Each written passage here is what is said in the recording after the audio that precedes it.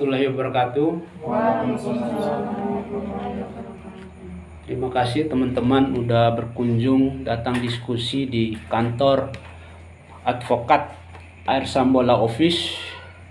Ini kantor yang saya sendiri sebagai manajer partnernya atau pimpinan dari sini, dan teman-teman ini jadi PKL yang diutus oleh UIN. Baik, kita akan membahas materi ya semester 5 ini ya. Materi praktek hukum acara perdata ya. Sebelum kita memasuki praktek hukum acara perdata, kita harus melihat dulu secara pembagian ya. Hukum acara perdata dan hukum perdata itu sebenarnya secara hukum disebut juga hukum material dan hukum formil. Hukum material itu berbicara tentang ketentuan yang harus dilaksanakan atau yang dikenal dengan hukum yang mengatur perbuatan yang hak dan kewajiban. Sehingga dalam hukum perdata itu ada dua, hukum material dan formil. Yang dikenal dengan hukum privat gitu. Kalau hukum pidana itu hukum publik. Kenapa dikatakan hukum privat? Karena menyangkut antara hubungan orang yang satu dengan orang yang lain untuk mengikat dirinya untuk melaksanakan hak dan kewajiban. Itulah kira-kira definisi secara umum tentang hukum perdata.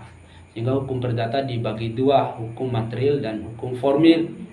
Dalam hukum material yang perlu diketahui oleh teman-teman itu dibagi dalam Wetbook itu, kitab undang-undang hukum perdata ada 4. Buku 1 tentang orang atau subjek hukum, buku 2 tentang barang atau benda atau objek hukum, buku ketiga tentang perikatan, buku keempat tentang pembuktian dan larut daluarsa. Meskipun di dalam buku KUH Perdata Wetbook itu, Burgerlijk Wetbook itu merupakan hukum material, tetapi buku 4 itu sebenarnya hukum formil karena berbicara pembuktian dan daluarsa. Terkait permasalahan ini kan, apa fungsi hukum acara perdata? Hukum acara perdata adalah hukum yang menegakkan hukum material atau hukum yang menjalankan hukum material di dalam proses peradilan, atau bisa dikatakan hukum acara perdata ini sebagai pelaksanaan hukum material. Saya logikakan ya, hukum material itu ibarat mobil. Mobil tidak akan berjalan tanpa hukum formil. Maka mekanisme untuk menjalankan mobil itu adalah hukum formil, termasuk supirnya, kemudian mesinnya, agar bisa jalan sebuah mobil. Itulah hukum formil. Sekali lagi saya tegaskan, hukum material atau hukum formil yang melaksanakan atau menjalankan hukum material. Andai saja hukum formil tidak ada, maka hukum material sama kayak benda mati seperti ini, tidak akan berjalan. Sehingga dapat dibagikan, kalau kita bicara sistem hukum itu ada yang namanya hukum, kitab undang-undangnya, ada yang dinamakan penegak hukum, orang yang menjalankan undang-undangnya. Yang ketiga, ada yang dinamakan penegakan hukum, proses menjalankan undang-undang tersebut. Jadi ada 3 elemen terpenting di sini. Ada hukum, ada penegakan hukum, ada penegak hukum. Siapa penegak hukum? Kalau dalam sistem acara perdata ada yang dinamakan hakim, kemudian ada yang dinamakan pengacara atau advokat, ada yang dinamakan kepanitraan pengadilan. Kalau berbicara sistem dalam hukum acara perdata. Perlu diketahui bahwa hukum acara perdata itu sebagaimana yang saya sebutkan tadi adalah hukum yang jalankan hukum material. Dasarnya ketika kita berbicara apa yang harus dijalankan, tentu untuk menegakkan hukum material itu kita harus mengenal ada 1365. Siapa yang tahu pasal 1365? KUH Perdata di dalam perikatan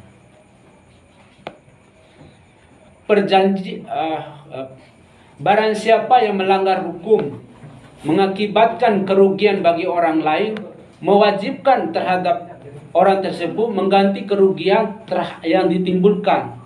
Itu yang dinamakan perbuatan melawan hukum dalam hukum material. Bagaimana untuk mengklaim hak itu ketika hak kita dilanggar? Maka laksanakan proses yang dikenal di dalam hukum acara perdata itu. Perlu saya terangkan ya, dalam praktiknya hukum acara perdata itu lazimnya ada dua proses, litigasi dan non litigasi. Litigasi, non litigasi itu proses penyelesaian perkara di luar pengadilan. Bagaimana? Dengan cara musyawarah mufakat. Mulai misalnya dari kepala dusun atau di kantor desa ataupun di lembaga-lembaga balai mediasi yang disediakan oleh pemerintah. Itulah proses dari acara perdata yang non litigasi. Sehingga harus kita pahami di sini apa aja yang menjadi proses atau pelaksanaan dari hukum acara perdata itu yang dilakukan oleh orang yang merasa dirugikan menurut pasal 1365 terkait perbuatan melawan hukum, PMH biasanya. Prosesnya bisa dilakukan, kita harus melihat kedudukan posisi. Apakah kawan prestasi atau perbuatan melawan hukum murni, PMH. Ini secara umum. Walaupun penyimpangannya ada juga kaitan dengan waris, perkawinan atau perceraian, hak asuh anak, dan lain-lainnya. Tapi yang lazim sering terjadi adalah prestasi dan perbuatan melawan hukum. Ketika kita merasa dirugikan hak kita berdasarkan pasal 1365, maka upaya yang kita lakukan harus melihat apakah itu perbuatan prestasi atau perbuatan melawan hukum, atau bisa juga tentang klaim waris, perceraian atau pernikahan, atau hak asuh anak. Itu yang berkenaan dengan apa yang menjadi keberatan kalau kita melakukan gugatan. Perlu kita terangkan di sini juga, di dalam pengajuan gugatan atau ke pengadilan itu ada namanya permohonan dan adanya namanya gugatan. Harus dibedakan. Permohonan itu tanpa ada sengketa. Sedangkan gugatan itu harus ada sengketa. Harus ada perkara. Misalnya permohonan pengangkatan anak.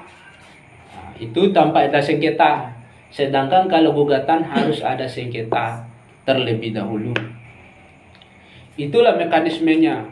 Ketika kita berbicara gugatan dulu ya. Kalau kita bicara gugatan, tentu yang perlu diperhatikan adalah posita dan petitum.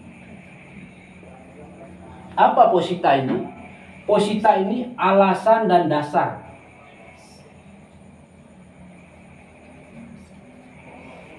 Alasan dan dasar ini alasan bagaimana hubungan hukum.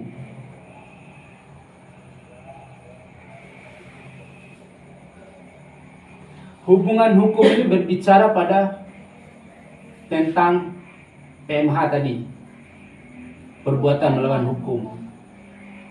Kemudian ada kerugian. Inilah alasan kita melakukan gugatan. Ada hubungan hukum, ada perbuatan melawan hukum, ada kerugian yang ditimbulkan. Kemudian kita berbicara dasar. Dasar ini, dasar kita menggugat itu atas dasar apa? Kita harus mulai dengan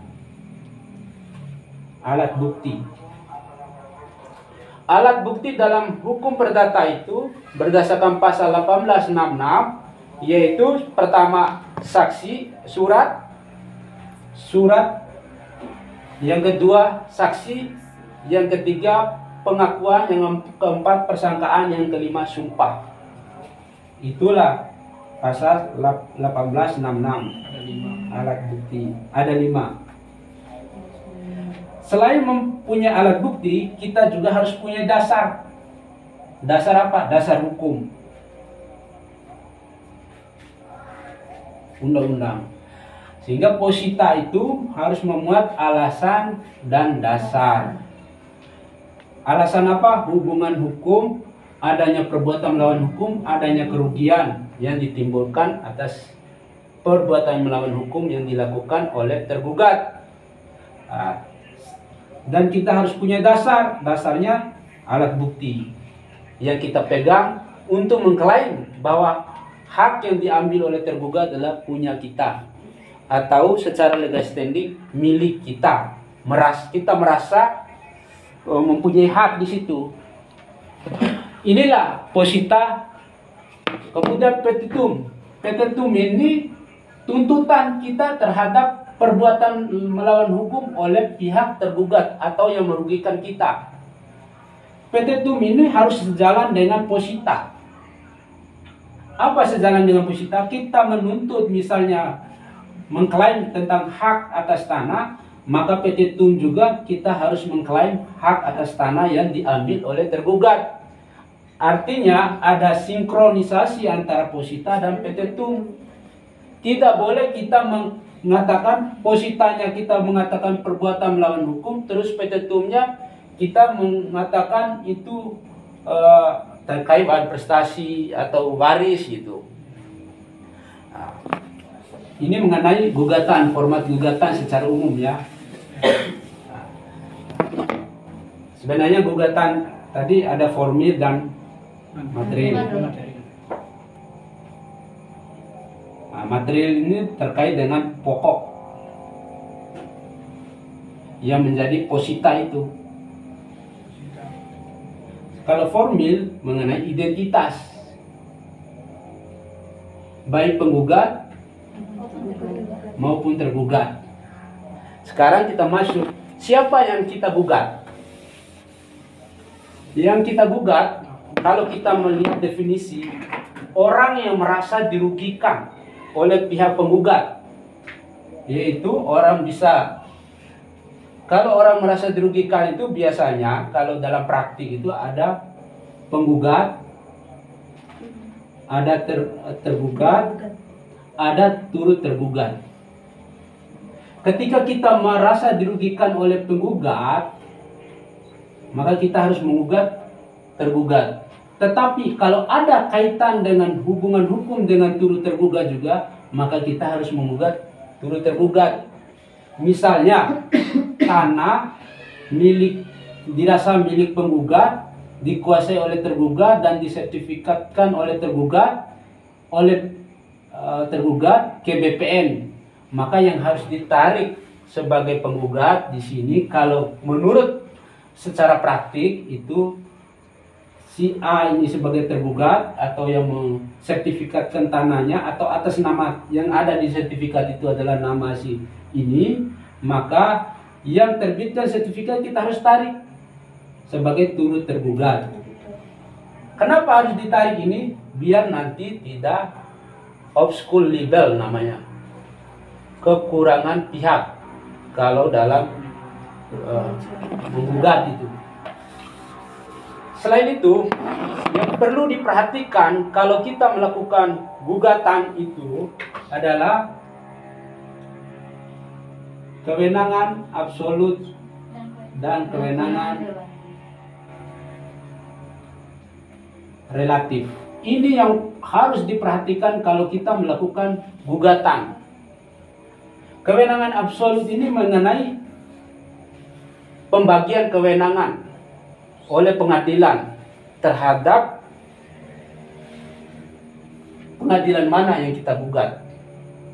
Apakah PA atau PN atau petun atau pengadilan pajak militer. Ini mengenai pembagian kekuasaan atau pembagian kewenangan oleh pengadilan. Nah, kita harus kaitkan seperti tadi, apakah ini sengketa petun atau sengketa perbuatan melawan hukum secara murni yang harus dibawa ke PN, atau sengketa waris yang harus dibawa ke PA, atau sengketa pajak yang harus dibawa ke pengadilan pajak. Kemudian kewenangan relatif. Kewenangan relatif ini terkait kedudukan pihak tergugat, kedudukan hukum, di mana pihak tergugat berada. Lalu bagaimana kalau pihak tergugat itu lebih dari satu, berada di wilayah hukum yang berbeda, misalnya A, B sebagai tergugat, tapi berada di wilayah hukum yang berbeda, di Lombok Timur dan di Lombok Tengah, maka kita tarik salah satunya sebagai, misalnya yang ada di Lombok Timur, kita tarik A, B mengikut ke A nanti. Kita gugat ke salah satu pengadilan negeri Lombok Timur atau Lombok Tengah.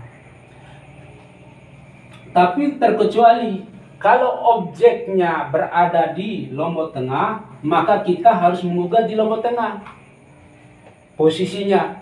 Inilah kewenangan relatif. Takutnya kalau kalian melakukan gugatan ketika A berada di Lombok Tengah, B berada di Lombok Timur, objek berada di Lombok Timur, kalian gugat di PN Mataram, maka gugatan ditolak.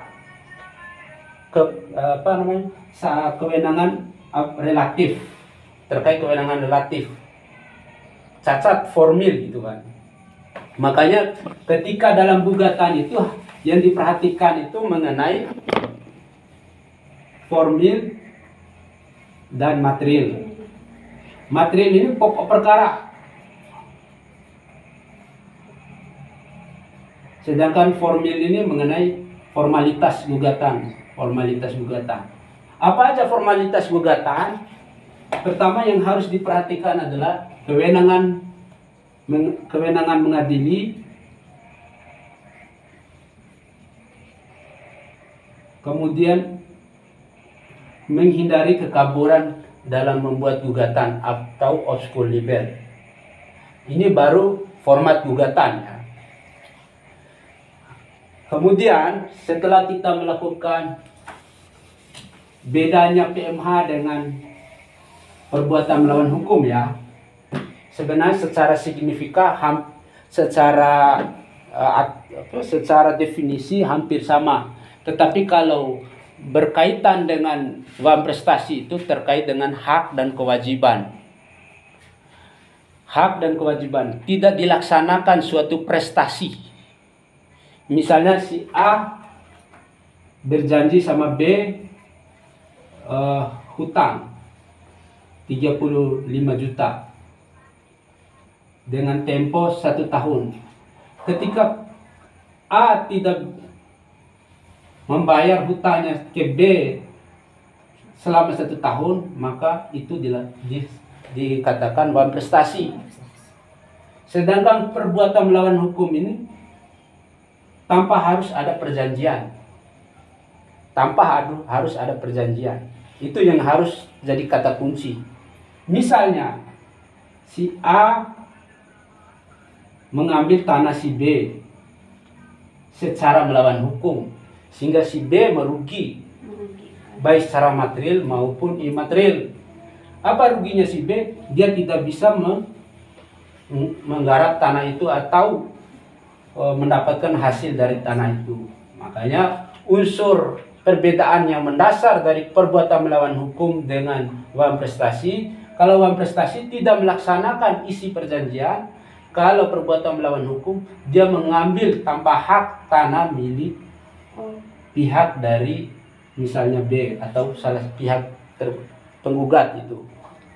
Itulah dasar kita melakukan perbedaan uang prestasi dengan perbuatan melawan hukum. Kemudian ketika kita mendudukkan posisi uang prestasi atau perbuatan melawan hukum, maka kita harus tahu bagaimana proses beracara. Itu mungkin yang paling penting. Ketika kita udah menyelesaikan persoalan perkara itu di tingkat non litigasi,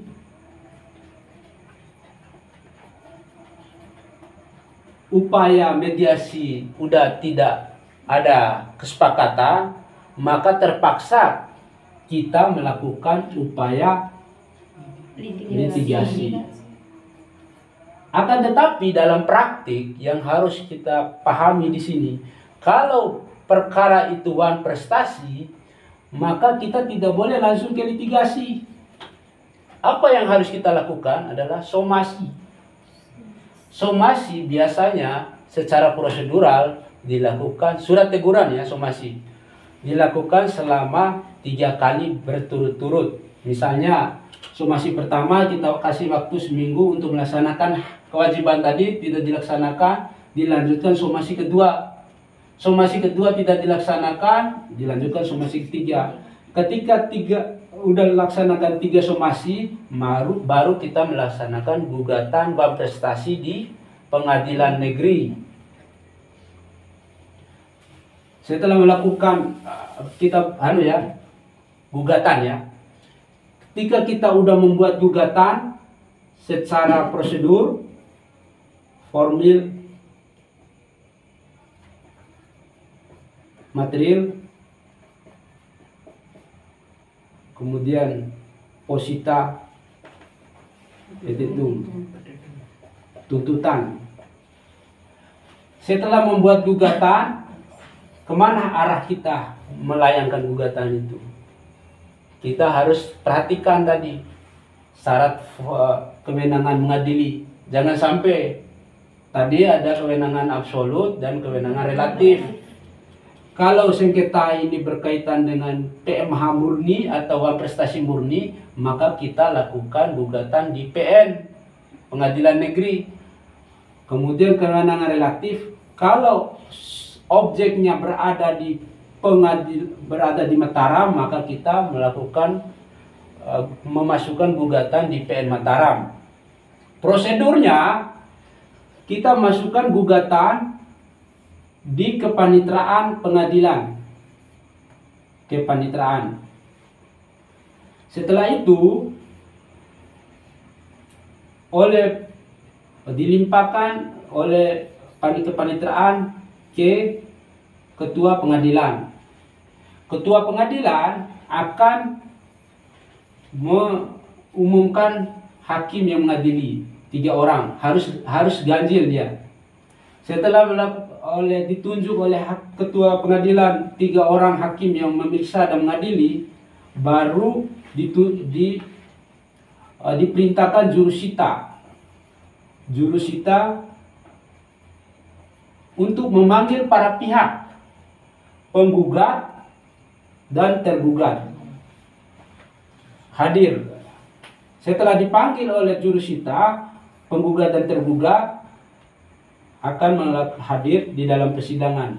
Tahap awal dalam persidangan, kalau semua hadir adalah kalau dalam perdata diupayakan mediasi, maka 3 hakim ini akan menunjuk hakim mediator untuk memediasi dulu 2 pihak ini sebelum ke pokok perkara atau pemeriksaan perkara.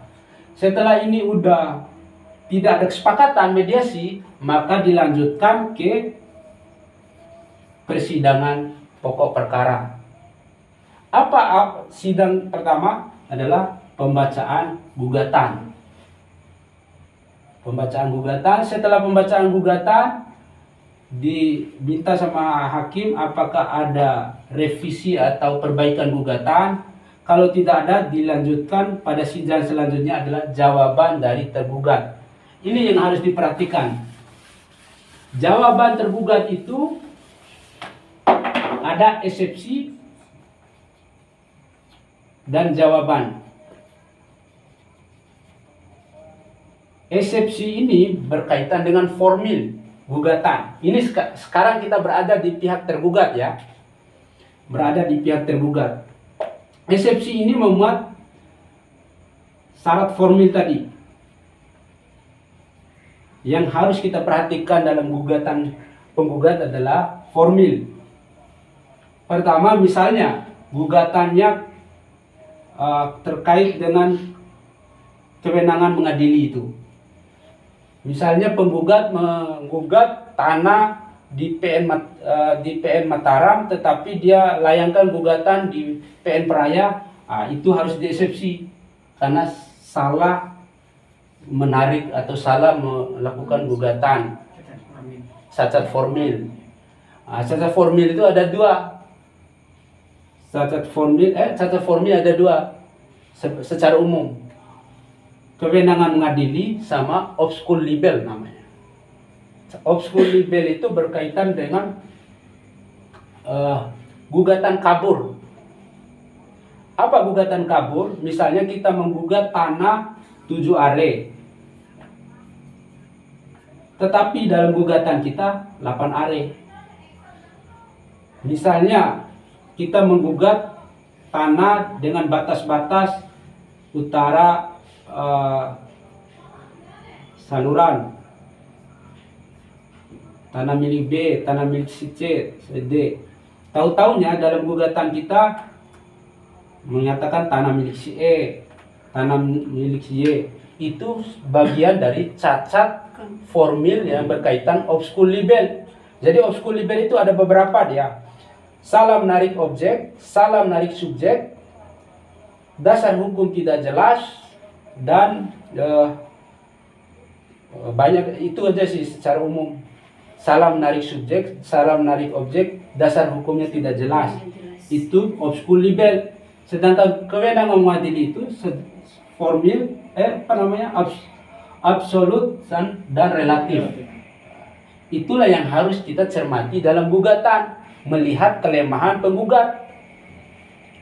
Sebelum masuk pokok perkara, kita harus melihat dulu kelemahan penggugat di eksepsi namanya atau bantahan. Setelah itu baru kita membela diri. Apa yang didalilkan oleh penggugat tidak benar. Bahwasanya saya dapat tanah itu atas dasar jual beli.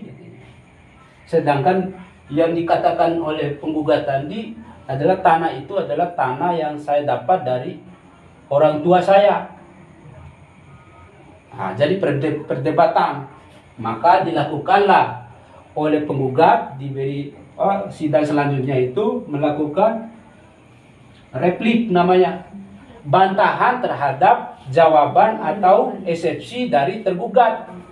Setelah itu dikasih kesempatan lagi tergugat menyampaikan duplik bantahan atas replik yang dilakukan oleh penggugat. Setelah duplik, dalam proses persidangan, dalam praktek itu pembuktian.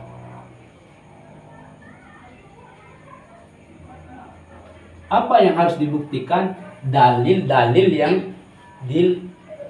dalil-dalil dalam persidangan yang sebelumnya, mulai dari gugatan, jawaban, replik, duplik.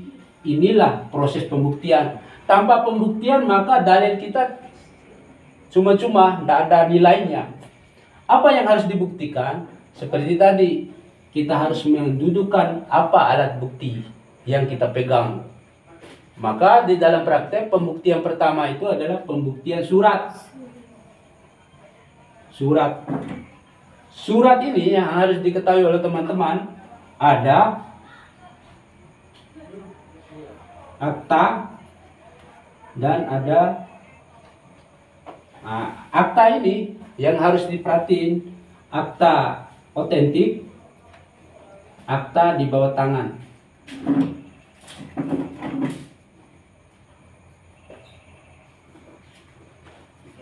surat biasa ini.